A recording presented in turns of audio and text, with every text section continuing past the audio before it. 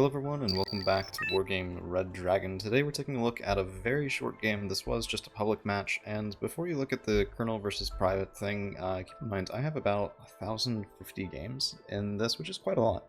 But my opponent, despite being private, actually had more, at roughly 1,150, 1,200. So in terms of raw number of games, he actually has more. And the reason I'm taking a look at this today is because I feel like, despite that, there were some changes here that are the reason why it was a 3-minute and 7-second game, and I wanted to talk about it so that you guys don't make similar mistakes, so that you guys understand sort of why this opener happened the way that it did, and why this game unfolded the way that it did. And to look at that, first let's look at my opponent's actual opener. So he has double T90S, these guys are true super heavies. He has a PGZ95 anti-air, these are militia and BTR 152s, 2 separate mortars. And then we have a recon tank, double Chamaho 5, and Bo Chung Su and Hwasung Chong's headed over to Anna. And his main opener is headed around into Gregory Fetter. And I just want you guys to take a look at, take a look at the map. We have 3 zones on either side of basically 2 main lanes, which are complicated by the roads and the different pathways here. But look at where his opener, most of it is going. And then look at my opener and where most of it is going. I'm very much attacking down this lane. My goal is to get into Anna, and by taking Anna, my hope is to take Center, Boris, and Anna fully half of the middle of the map, while defending in Fetter and thus securing victory. His push is headed over into Triangle, and granted this is a push that is intended to take, I guess, pressure this side, but it's from so far out. It's from this entire section, and I guess I've seen this work in team games. Not coming down from this side, but certainly attacking over into Triangle. And the reason that it can work in team games is because you have an entire other opener, usually going to Boris to fight over Boris, or supporting in square force, and the idea there is if you have most of your allies' opener supporting in square, and you attack really hard into Triangle, then your team wins this side, and then you retake in Boris from attacking from Gregory. So the other thing I want to mention is I have an MI2 row up here, and because of that, if we just take a look, I can see what he has up top on the plateau, I can see what he doesn't have there, and I'm thinking, okay, well, it's got to be somewhere else, and here it is. So I can see him really far back, and this is what he sees of my forces right now. Nothing. He has no idea where I am, he has no idea what I'm going to be doing, and that is a real problem. So that's why you'll see a lot of times people take a recon helicopter in the opener, and I highly recommend it. It doesn't have to be the MI2 row, it doesn't have to have exceptional optics, but it really should be something. There are some cheap options at like 30-ish points, still worth taking.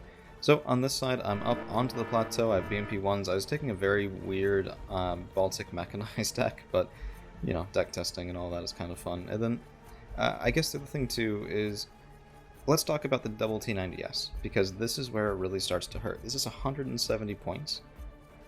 And yeah, you know, in theory, 2 of these tanks beat anything on the ground, but the immediate response is just going to be to avoid them, especially when I have my own push going on the other side of the map. And, you know, there's double Chamaho 5 here, but I'm engaging it, I have my own Wilk. We are very soon going to get 1 kill here.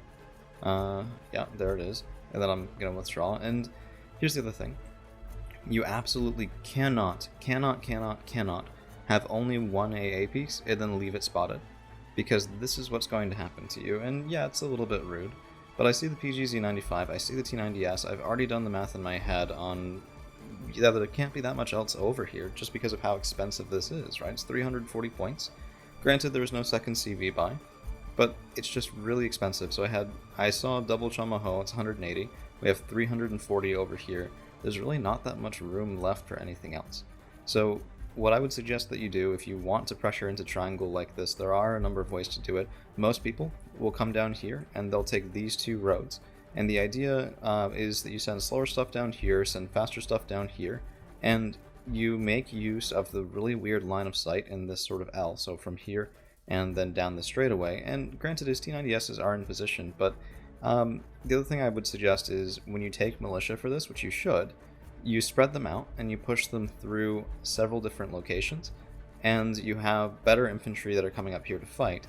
Now, this still doesn't solve your issue if your opponent's doing what I'm doing and going fast into Anna, but it will at least help have this be a lot harder to take and a lot harder to exploit, which I think was a really big problem for Tawa Meiji Tenshi, my opponent, here today. And yeah, I mean, it's really rough. There's a reason that the Ana push, a lot of people do it. If your opponent opens like mine did, hard into triangle, this often can just win you the game in the first couple minutes. So the other thing I'd mention, both of these mortars, they've fired precisely 0 times, 240 out of 240 ammunition. It's just not, it's not acceptable. And then a little bit of smoke would have saved the PGZ, would have saved the T90S, and I think would have had at least some legs to that side of the map for my opponent. Now, let's take a look at his deck as well, just because I think it is worth discussing. And let me go ahead and pull that up for you. It's going to be, here we are. Okay, so generally speaking, I have seen a lot worse, but there are some decisions here that I think drive this deck into only working in a couple of ways, and I'm curious what you guys think as well. I don't play the Red Dragons Coalition often, so take this for what it is, but let's go sort of tab by tab. The first issue I see is the MI6. Now, for 75 points, 3,700 liters of supply can be pretty tempting for like a late game buy, especially when you have expensive things and, you know, supply hungry things like 4 Kokusuns that you want to keep going. But keep in mind, the fob for 75 points, 16,000 liters. It's an absolute ton. I mean, it's not quite 4 times, but actually no, it's slightly over 4 times, yeah. It's slightly over 4 times the amount of supply for the same price. And then these things, their size is very big. They will be spotted from very far away, and I guarantee you if I see this, I'm going to kill it. So the first thing that I would do is just take a 15-point cargo truck. They're not amazing, I prefer the 20-pointers, but 15-point trucks are perfectly fine. A lot of people use them, a lot of people really do like them. In terms of command vehicles, this is actually really interesting.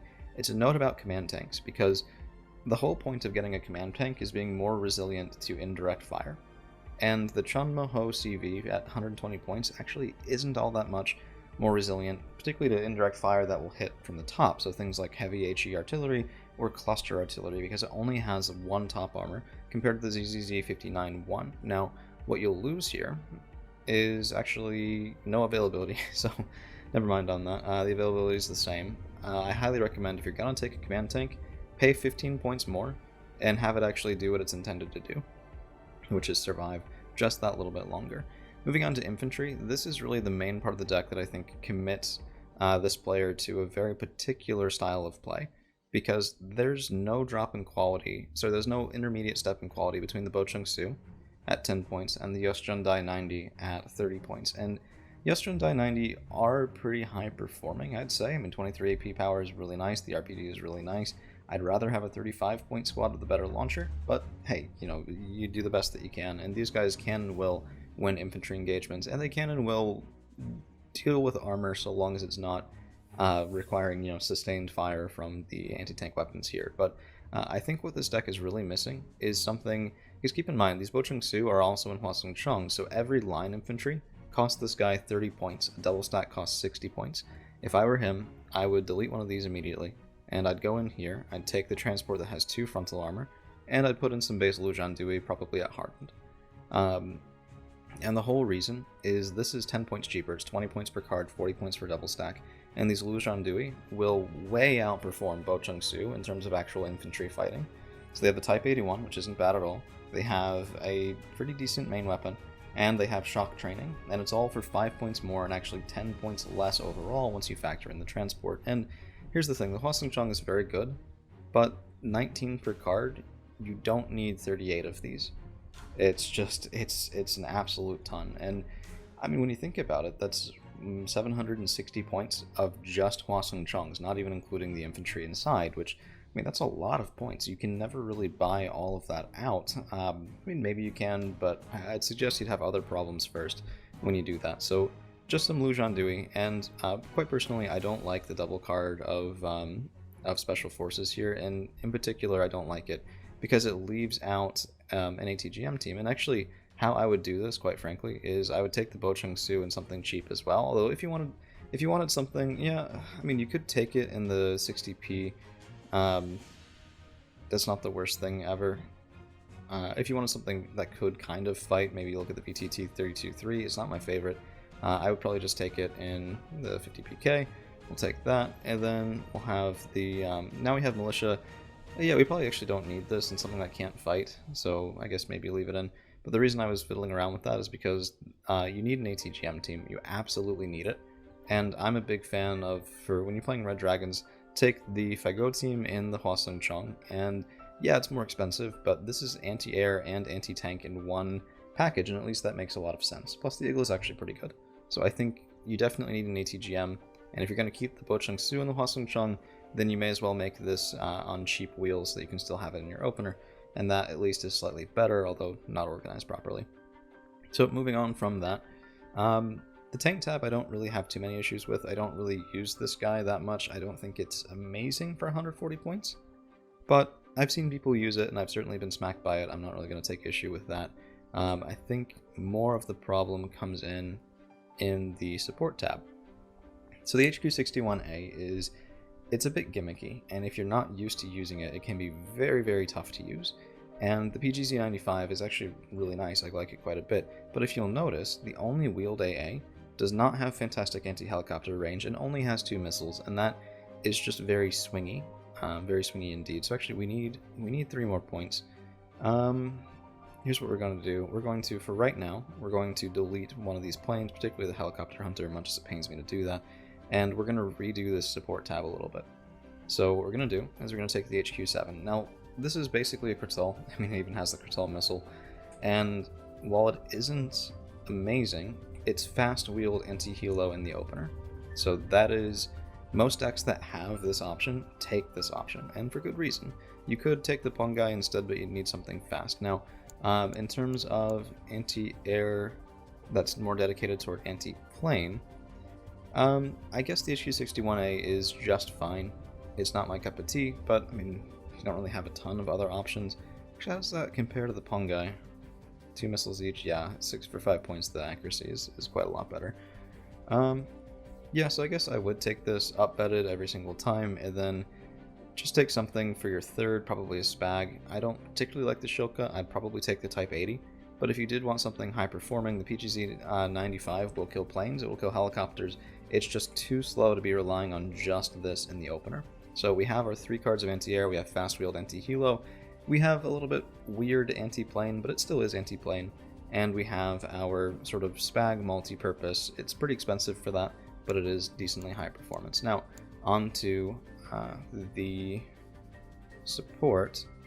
Now, if you're going to be smoking tanks, you can take probably either of these. I'm actually starting to become a fan of the 30.3 HE mortars for this, but I mean, really either one will work. We'll take the 40-point, we'll be a little bit more traditional.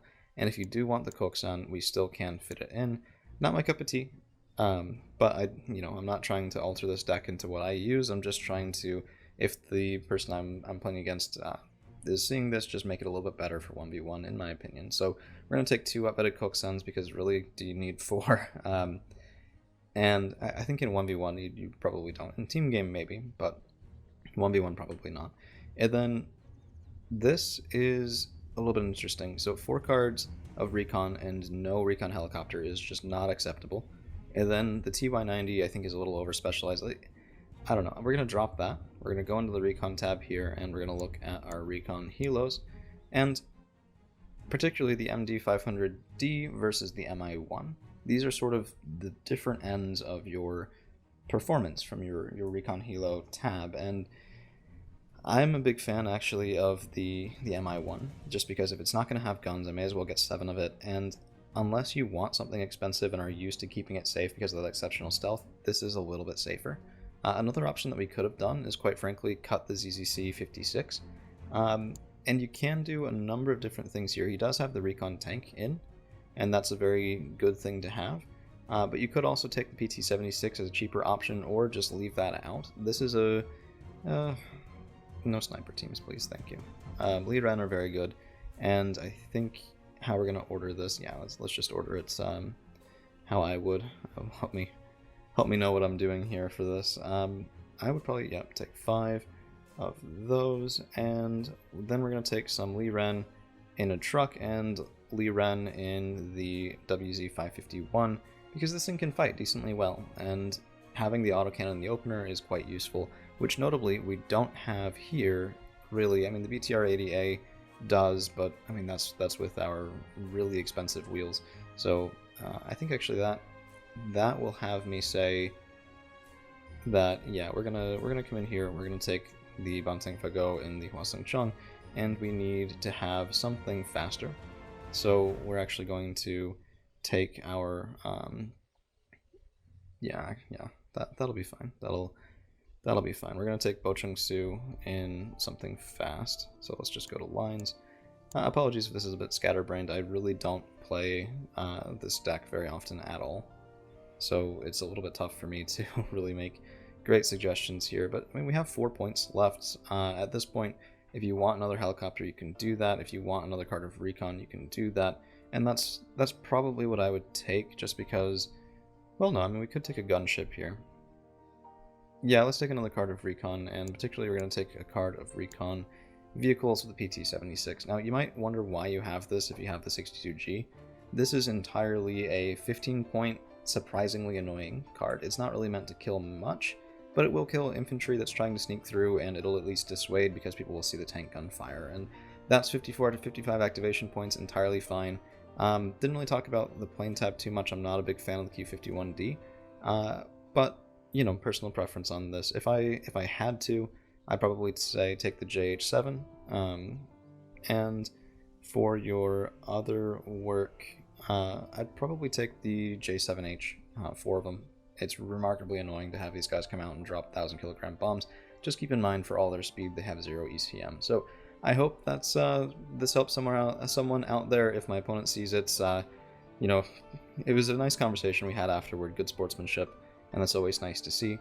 And I hope that we'll meet each other in public match or ranked again and have a good game. So, till next time, guys.